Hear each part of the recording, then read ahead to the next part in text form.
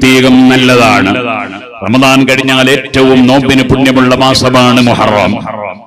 ഇനിയോ മുഹറം മാസത്തിലെ 10 ദിവസം, ആ 10 ദിവസവും നോമ്പെടുക്കൽ പ്രത്യേകം സുന്നത്താണ്. വൽ ഫജ്രി വലയാലിൻ അശ്ർ എന്ന ആയത്തിന് അത് ദുൽഹജ്ജിലെ 10 എന്ന് തഫ്സീർ ഉള്ളതുപോലെ അത് മുഹറത്തിലെ ആദ്യത്തെ 10 എന്നും തഫ്സീർ ഉണ്ട്. അതുകൊണ്ടാണ് പഴയ ആളുകൾ നിക്കാഹൊക്കെ നിശ്ചയിക്കും പണ്ട് കാലത്ത് മുഹറം 10 കഴിഞ്ഞിട്ടാക്കാം എന്ന് പറയും. അങ്ങനെ പറഞ്ഞിരുന്നത് ആ കാലഘട്ടം മുഹറം 10 വരെ ഇബാദത്തിൽ മുഴുകേണ്ട സമയമാണ്, നോമ്പെടുക്കേണ്ട സമയമാണ് എന്നതിനാലാണ്. അല്ലാതെ മുഹറം 10 വരെ എന്തോ കുഴപ്പമുള്ളത് കൊണ്ടാണെന്ന് ആരും തെറ്റിദ്ധരിക്കരുത്. ഓ സുഹൃത്തുക്കളെ, ആ മുഹറം 10 മുഹറം 9 നോമ്പ് താസുആ നോമ്പ് പ്രത്യേകം സുന്നത്താണ്. താസുആ ആശുറ എന്ന് പറയുന്ന മുഹറം 10 നോമ്പ് വളരെ പുണ്യമുള്ളതാണ്. മുഹറം 11 നോമ്പും പ്രത്യേകം സുന്നത്തുള്ളതാണ്. മുഹറം 9 നോമ്പ് എടുക്കാത്തവർക്ക് 11 നോമ്പ് കൂടുതൽ പുണ്യമുണ്ട്. എന്നാൽ ആ മുഹറം 9 നോമ്പ് എടുത്താൽ തന്നെയും 11 നോമ്പ് പ്രത്യേകം സുന്നത്തുണ്ടെന്ന് ഫത്ഹുൽ മുഈനിൽ കാണാം.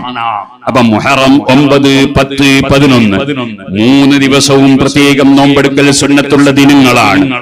ഇനി ഒരാൾ മുഹറം 10 നിശ്ചയിച്ചത് തിങ്കളാഴ്ചയാണെങ്കിൽ ഞായറാഴ്ച അവർക്കും നോമ്പ് സുന്നത്തുള്ള താസുആ ആണല്ലോ. അപ്പൊ ഞായറാഴ്ചയും തിങ്കളാഴ്ചയും അവർക്ക് നോമ്പെടുക്കാം. അതിന്റെ കൂടെ ഒരു ചൊവ്വാഴ്ചയും കൂടി എടുത്താൽ നല്ലത്. ഇനിയോ ഒരാൾക്ക് ആശൂറ പറഞ്ഞത്, അവരെ ഖാദി പറഞ്ഞത് അത് ഞായറാഴ്ചയാണെങ്കിൽ അവരെ സംബന്ധിച്ചിടത്തോളം അവർക്ക് താസുആ നോമ്പ് ശനിയാഴ്ച എടുക്കാം. അതേ സമയത്ത് ആശൂറ നോമ്പ് ഞായറാഴ്ച എടുക്കാം. പിന്നെ പിറ്റേ ദിവസം 11 നോമ്പ് പ്രത്യേകം സുന്നത്തുള്ളതുകൊണ്ട് തിങ്കളാഴ്ചയും എടുക്കാം. ഒരു കുഴപ്പവും വരാനില്ല. കുറച്ച് കൂടുതൽ നോമ്പെടുത്ത കൂലി ആസി കിട്ടുമെന്ന് മാത്രമേ ഉള്ളൂ. അതുകൊണ്ട് അതിന്റെ പേരിൽ മുസ്ലിം സമുദായം ഒരിക്കലും ഭിന്നിക്കേണ്ട യാതൊരു ആവശ്യവും ഇല്ല. നമ്മൾ വേണ്ടത് സൽക്കർമ്മം വർദ്ധിപ്പിക്കാൻ വേണ്ടി ശ്രമിക്കുക.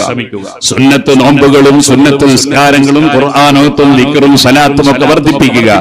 നമ്മളെ നാവ് കൊണ്ട് നമ്മൾ ഗീബത്തല്ല വർദ്ധിപ്പിക്കേണ്ടത്, നമ്മൾ നമീമത്തല്ല വർദ്ധിപ്പിക്കേണ്ടത്, കുറ്റം പറച്ചിലല്ല വർദ്ധിപ്പിക്കേണ്ടത്. നമ്മളുടെ ഒരു കൊല്ലം കഴിഞ്ഞുപോയി, ആ ഒരു കൊല്ലത്തിൽ നമ്മൾ എന്തു ചെയ്തു എന്നാലോചിക്കുക. സുബ്ഹാനല്ലാഹ്, കഴിഞ്ഞ കൊല്ലത്തിൽ ഞാൻ നിസ്കരിച്ചിട്ടുണ്ട്. പക്ഷേ ആ നിസ്കാരത്തിന്റെ തുടക്കം മുതൽ അവസാനം വരെ യാതൊരു ദുനിയാവിന്റെ ചിന്തയുമില്ലാത്ത ഒരു നിസ്കാരമെങ്കിലും ഞാൻ നിസ്കരിച്ചിട്ടുണ്ടോ എന്ന് എല്ലാവരും ആലോചിക്കുക. അതില്ലെങ്കിൽ അത് പരിഹരിക്കാൻ എങ്ങനെ കഴിയുമെന്ന് ചിന്തിക്കുക. അതേപോലെ കഴിഞ്ഞ കൊല്ലത്തിൽ ഞാൻ എന്റെ ജീവിതത്തിൽ കള്ളം പറഞ്ഞു പോയിട്ട്